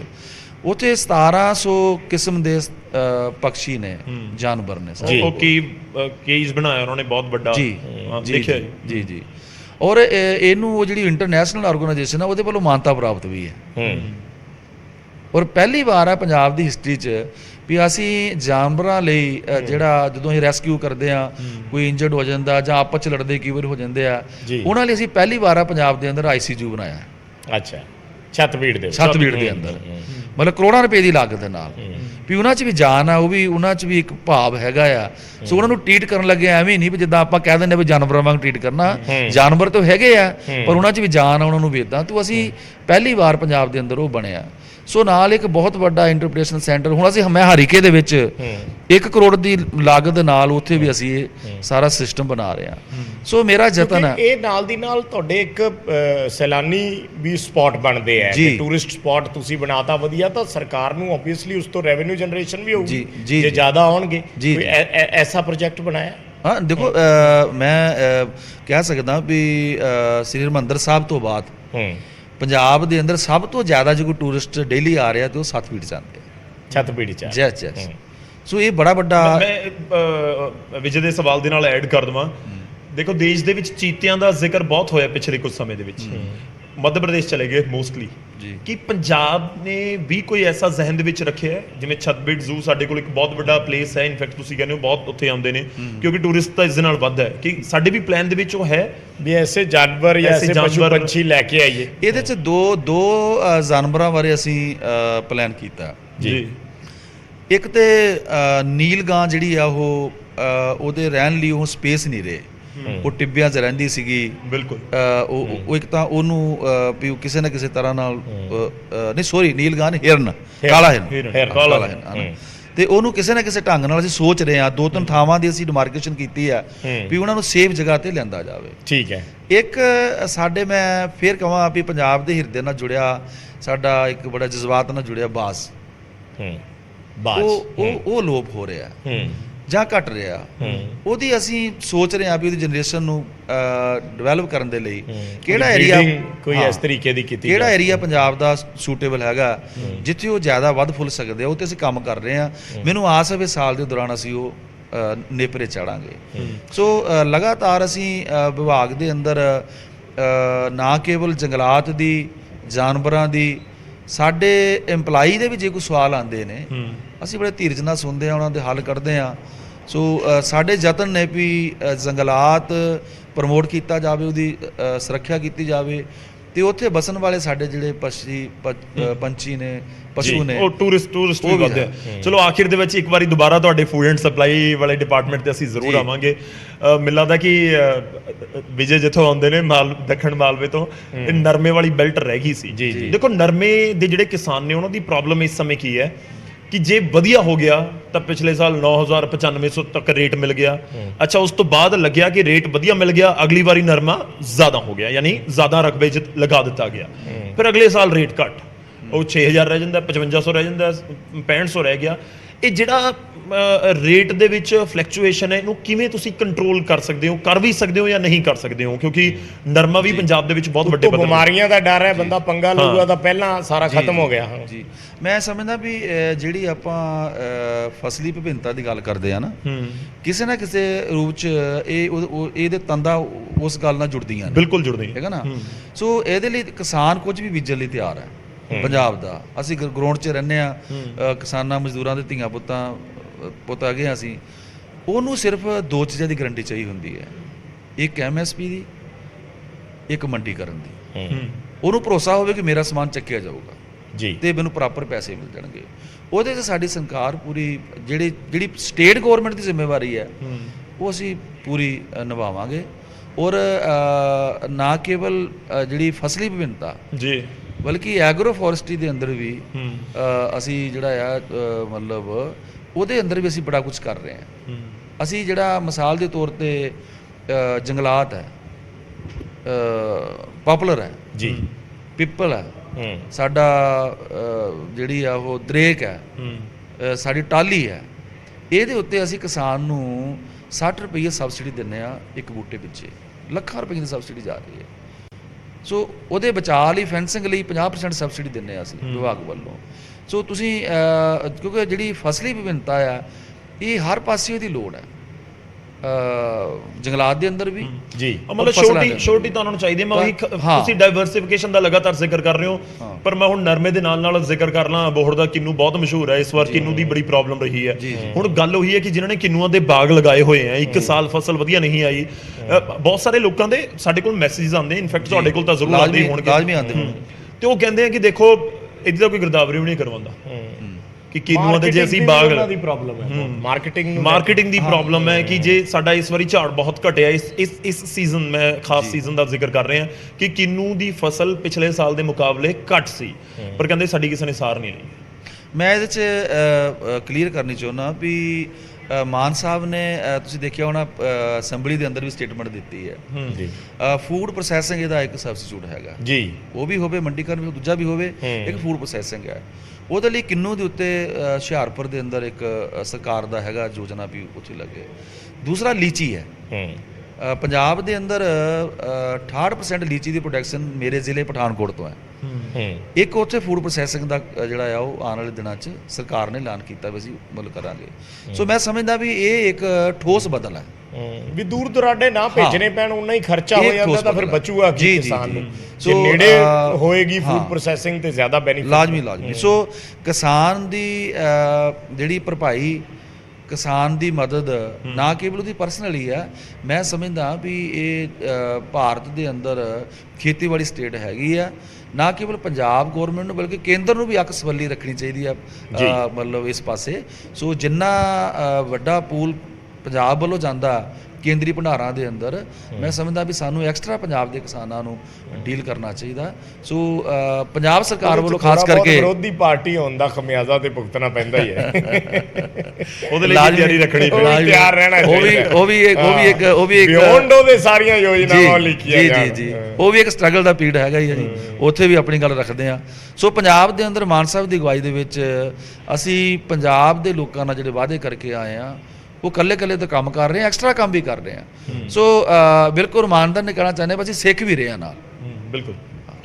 ਚਲੋ ਸ਼ੁਕਰੀਆ ਸਰ, ਬਹੁਤ ਬਹੁਤ ਧੰਨਵਾਦ ਸਾਡੇ ਨਾਲ ਜੁੜਨ ਦੇ ਲਈ।